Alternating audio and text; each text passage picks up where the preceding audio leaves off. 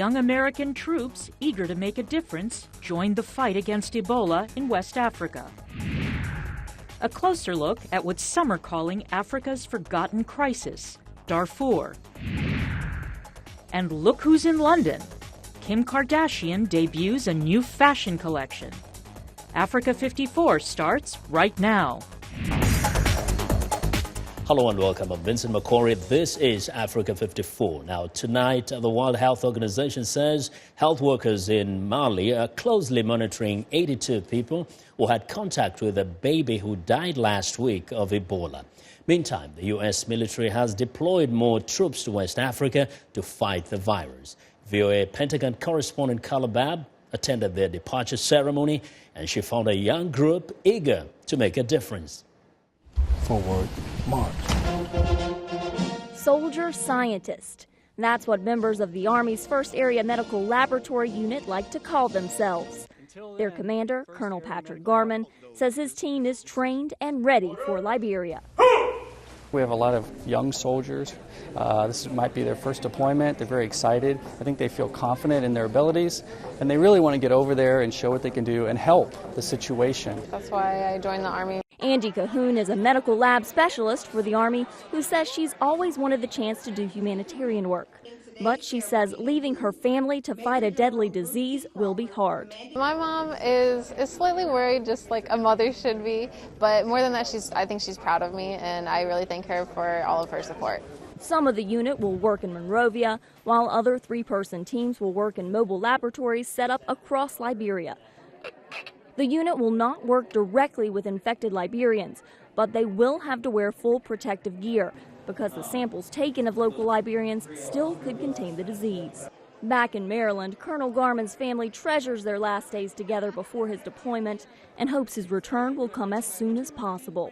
Everybody always hopes for sooner. If they come home early, it'll be a great celebration. If they don't, we know it's for a year. So it's just a mindset. They hope to pass the days apart with frequent Skype conversations. Modern technology has wonders and ways. Because they say the mission of stopping Ebola is worth the sacrifice. Today, the colors serve as a binding symbol of continuity. The unit's colors, encased during the departure ceremony, will not see the light of day until the team lands in Monrovia. 2 of the soldiers leave Wednesday, while the other 20 will deploy for West Africa on Saturday morning.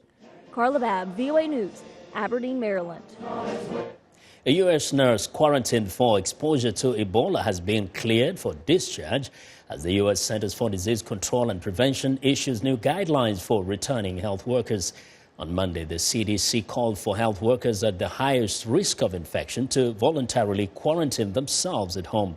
However, the agency says most workers returning from West Africa will not need isolation and could be monitored by U.S. authorities. Meantime, a nurse who worked with the Ebola patient in Sierra Leone was released from mandatory quarantine in New Jersey. Casey Hickox was placed in isolation last Friday after arriving at Newark's International Airport. Hickox, who has tested negative for the virus, had threatened to challenge her quarantine in a lawsuit. She has not tested positive.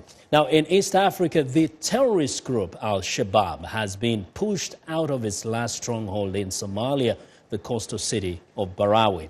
African forces and Somali soldiers liberated the city in their latest military victory there. Abdulaziz Bello reports from Mogadishu on the impact the loss of Barawi will have on Al-Shabaab operations. After 6 years under the oppression of the terrorist group Al-Shabaab, the people of Barawi are smiling. They are seeing their president Hassan Sheikh Mahmoud in person for the first time in 23 years. President Mahmoud assured them of his commitment. It is the end of Al-Shabaab. The people of Barawi can now live in peace. For those who fled the town because of insecurity, please come back. I am sending an appeal to the diaspora and the inhabitants of Barawi to return and invest in the liberated city. Located 220 kilometers southwest of the capital Mogadishu, Barawi long served as Al-Shabaab's main headquarters and human slaughterhouse. Somali State Minister for Foreign Affairs Hamza Bur'i says he's happy to be back in Barawi. It is the first time I come to Barawe for the first time in 25 years. I am also pleased to welcome the President of Somalia, Hassan Sheikh Mohammed, whose government has liberated the coastal city. Under an offensive named Operation Indian Ocean, Somali and African Union troops dislodged the extremist group from a string of towns. The operation has seen the federal government exert its authority in areas once under Al-Shabaab control. The commander of AMISOM's Uganda contingent, Brigadier General Dick Olum, says a semblance of government has been restored in Barawe. This specific field, the ground here, is the exact ground where Al-Shabaab used to conduct its execution. And it is this same ground that we have decided to come and bring this population and tell the people of Barawe that Al-Shabaab is gone, is no more, and we are taking charge. The government of Somalia is taking charge. The Somali National Army has taken charge. The Somali army also says it is winning public support.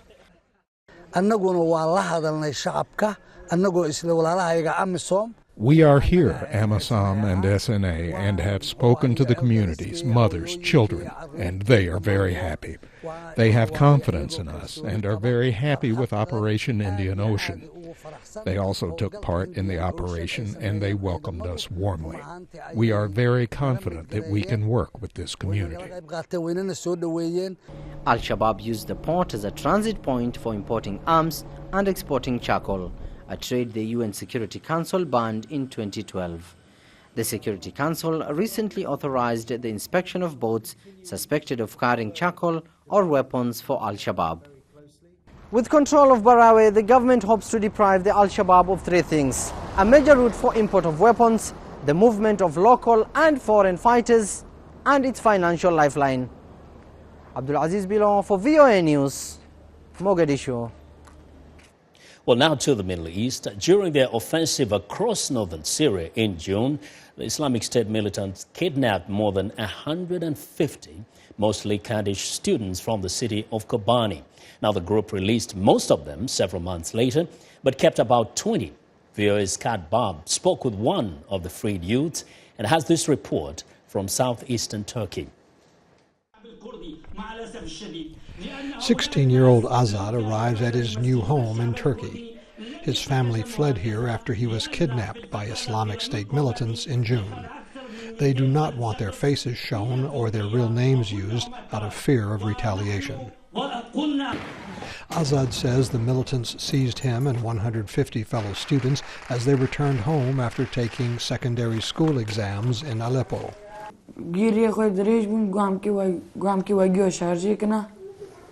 We were scared. They had long beards. They told us, "We will slaughter you, you infidels." They asked us to pray and to make ablutions. Some of us did not know how. They hit them and said, "Why do you not know the ablutions?" Islamic State militants have executed thousands of people, accusing them of being infidels. Azad says for 3 months the teenagers were subjected to beatings and threats of execution.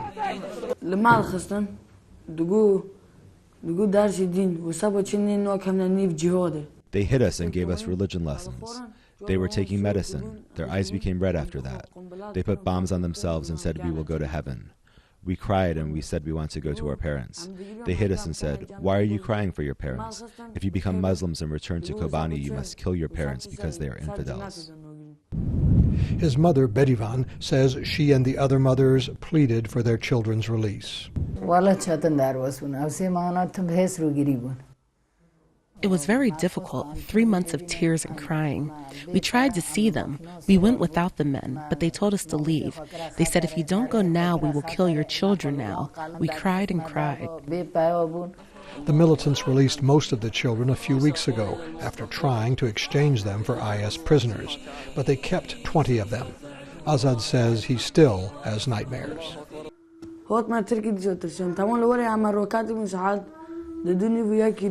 Even after we moved to Turkey, I am still afraid. I will always remember one of them. He came at 2 o'clock in the morning. He had a long beard. He told us, "I will kill you all," and then he left.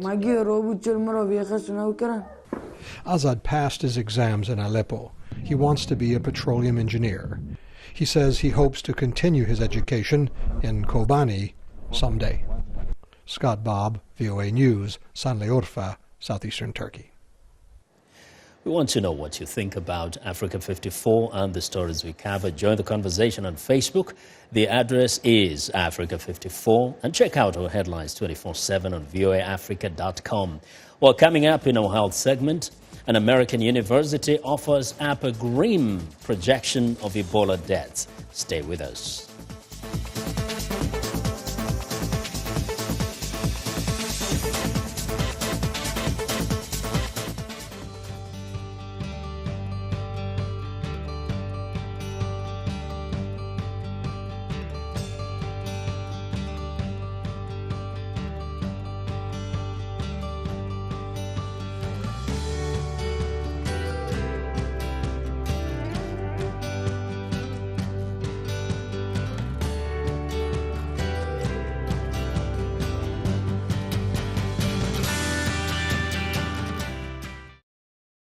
Wherever you are, Voice of America is on air, reaching more than 130 million weekly, worldwide, in more than 40 languages. Online, social media, and breaking news from around the world. On the go, dozens of new features on popular platforms with new apps and trending topics. Voice of America, on air, online, on the go.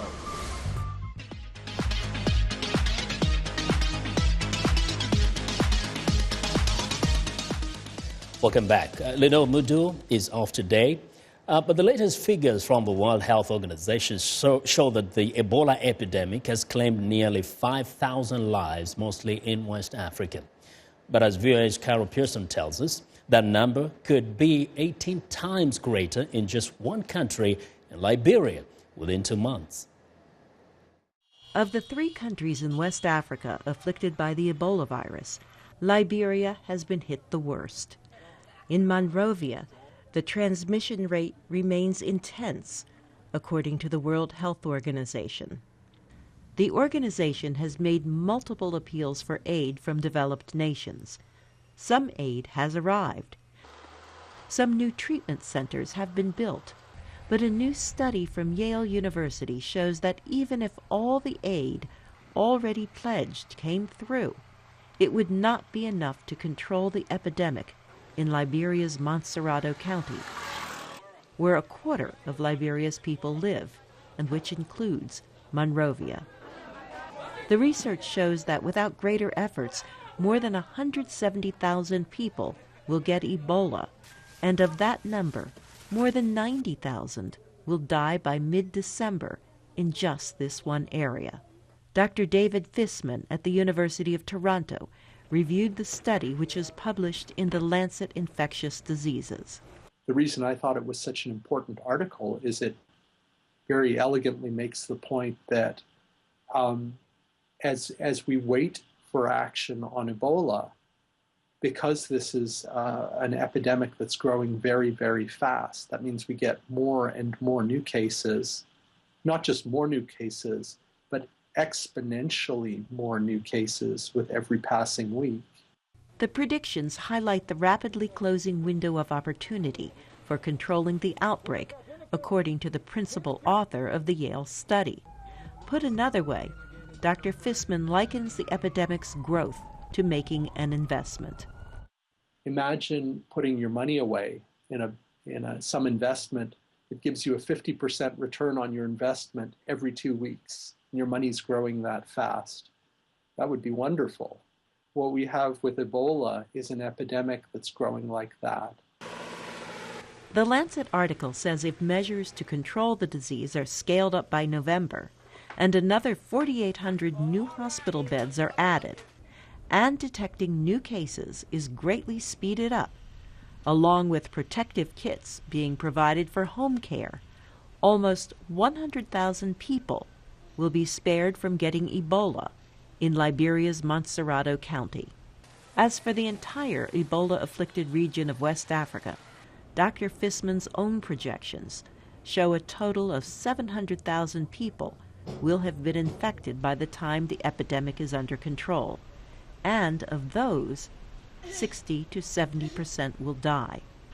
A grim projection, unless countries respond faster to control the virus. Carol Pearson, VOA News. Well, it's time now for a short break. Still to come on Africa 54. Why is Kim Kardashian in London? We'll tell you after the break. But first is a recap of today's headlines.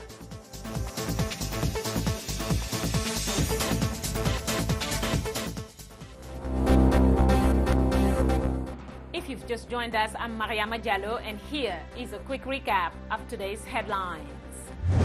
In Tunisia, the secular Nida Tunes party wins most seats in a landmark parliamentary election, raising hopes for a peaceful political transition.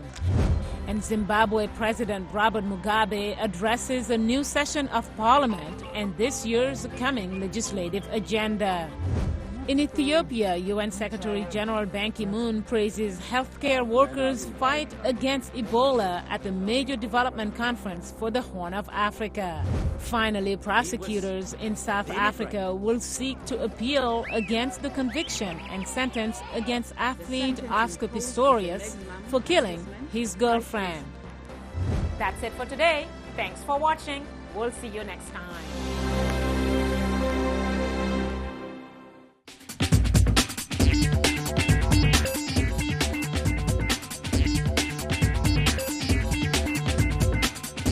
Back to Africa 54, and here's what's trending.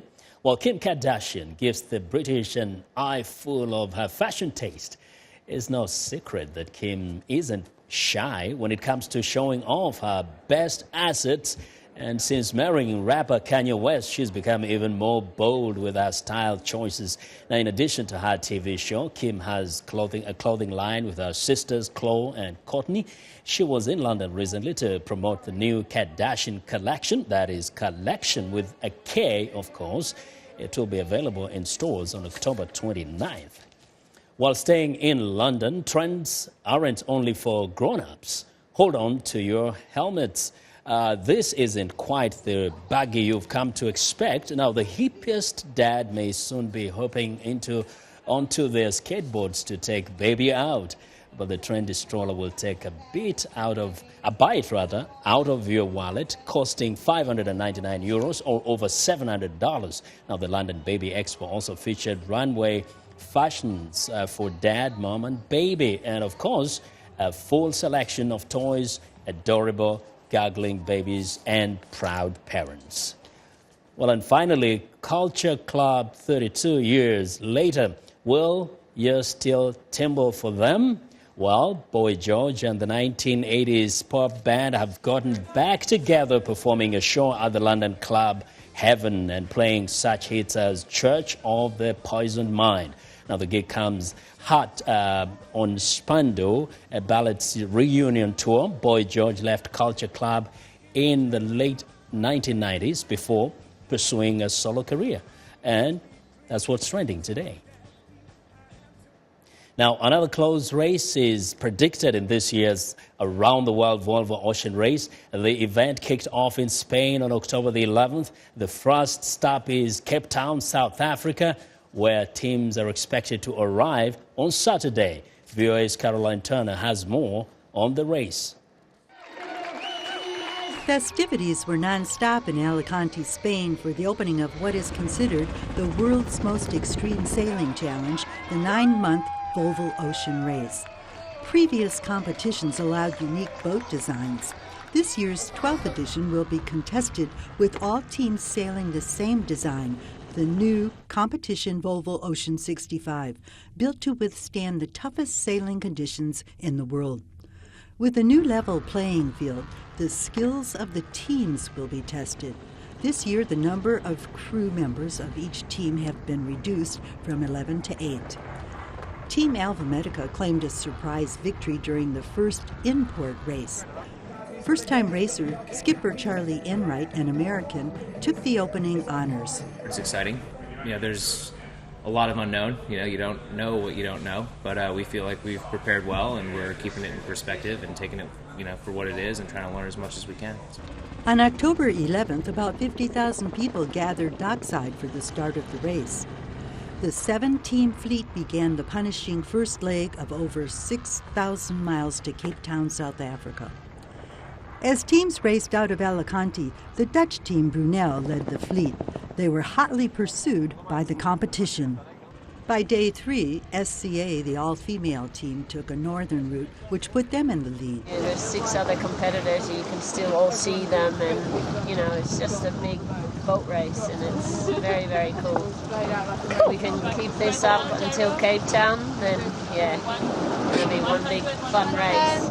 The Swedish team was greeted with a dolphin escort as they sailed out to the Atlantic. Then the wind dropped, and the competitors began to catch up. If you see that the boat is doing 2 knots more than us, they probably have more wind. So we need to head that way, or if it's doing 3 knots less, we need to avoid that area. And that's why we're all together like this. We are very close to a high pressure with not a lot of wind, and it's quite difficult to decide what to do. Yeah, normally you'd be well and truly out of sight of everyone by 2 days, so it's certainly a lot closer and a lot tougher racing. During the first week of racing, all 7 teams have tasted the lead at least once. In years past, the fleet would have been miles apart at this stage of the race. Instead, the teams are closer, with only 100 meters separating the boats. This means the sailors have no time to relax. Race veterans are surprised to see the fleet so closely grouped. A tighter, more competitive race is widely expected throughout the event. Carolyn Turner, VOA News. Well, since this report was completed, we have a race update now. The teams are now sailing in the Atlantic Ocean, and the Abu Dhabi team was most recently reported in the lead. Now, the fleet is expected to arrive in Cape Town, South Africa, about November the 1st. Well, the world has lost about 50% of its wild animal population since 1970, according to a recent report by Worldwide Fund, a leading conservation organization. That grim statistic includes the loss of 2/3 of the wild cheetah population. Now, a renowned conservationist and a leading cheetah expert warns that unless we act quickly, the world will likely lose its remaining cheetahs within the next 10 years. VOA's Julie Tabo reports. A wild cheetah sprinting across the African savanna has been described as poetry in motion. Dr. Laurie Marker can understand why. The award-winning conservationist has devoted her life to the protection of the big cats and says top predators like the cheetah play a key role in maintaining the health of the ecosystem. For instance, the cheetah is a great hunter on the savanna lands. It will, make a kill, it eats what it needs, gets chased off by jackals or vultures or lions, hyenas, and then the rest of the veld eats. I always say this to the many livestock farmers that I work with, that if there's enough prey and the cheetah's made a kill, the jackals can eat off of that, and the jackals are not going to come into your sheep yard or your goat yard. And there's oryx coming out right over there too. Marker teaches the importance of biodiversity through the Cheetah Conservation Fund that she founded in Namibia, Africa in 1991. The fund conducts research, offers educational programs, and serves as a model for other countries that are committed to helping wild animals. With less than 10,000 of the big cats remaining in the wild, Marker says she wants people to understand the challenges facing cheetahs. The biggest threats facing cheetahs primarily are a human-wildlife conflict, loss of habitat, loss of prey, loss of grazing lands, and the African human population is growing leaps and bounds. So the center has a number of initiatives that address those problems, starting with people. In one program, locals are hired to collect the damaging thorn bush that has taken over the cheetah landscape and process it into eco-friendly fuel logs.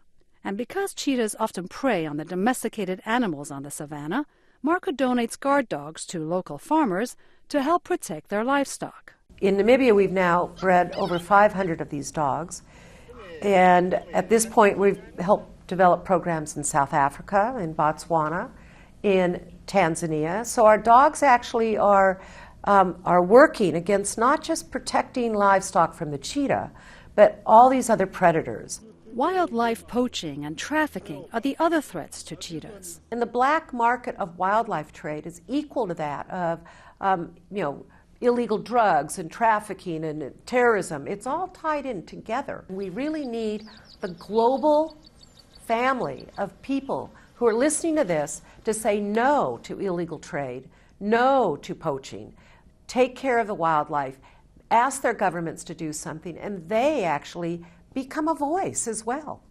Marker cautions that if the global family doesn't act soon, we will likely lose the cheetah within the next 10 years. Julie Tabo, VOA News, Washington.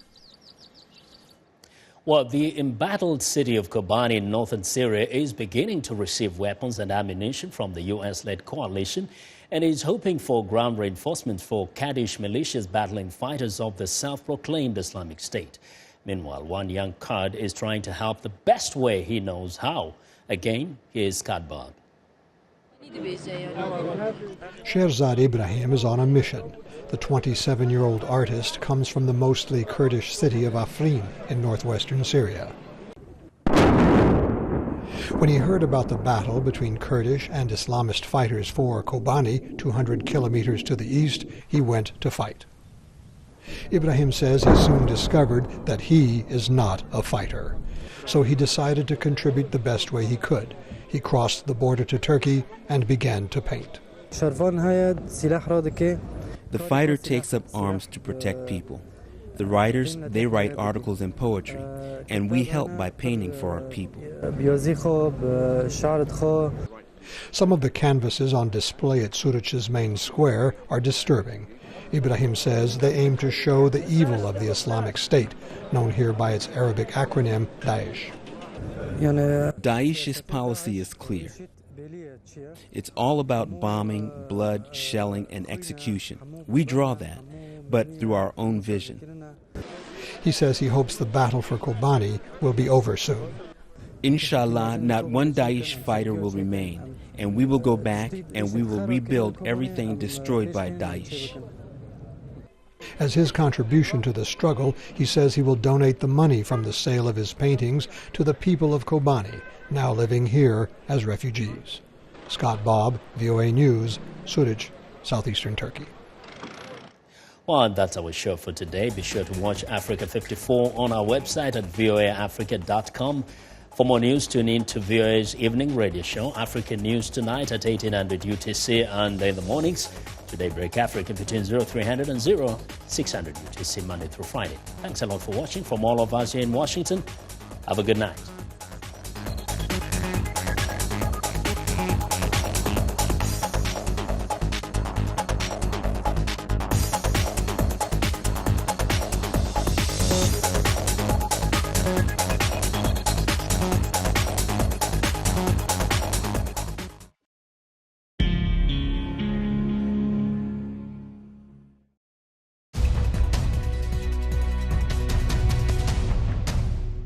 Welcome to the Voice of America's News Words, where we explain words you hear in the news. Here's a phrase about something that is very dangerous. The story is about how Americans were preparing to get rid of dangerous weapons in Syria. What we'll do is convert materials that are chemical weapons themselves or precursors for chemical weapons. We'll change them chemically into compounds that are no longer usable for that. Chemical weapons. These are weapons that produce poisonous smoke or gas or liquids that can burn the skin. Chemical weapons can hurt or kill the people who come in contact with them.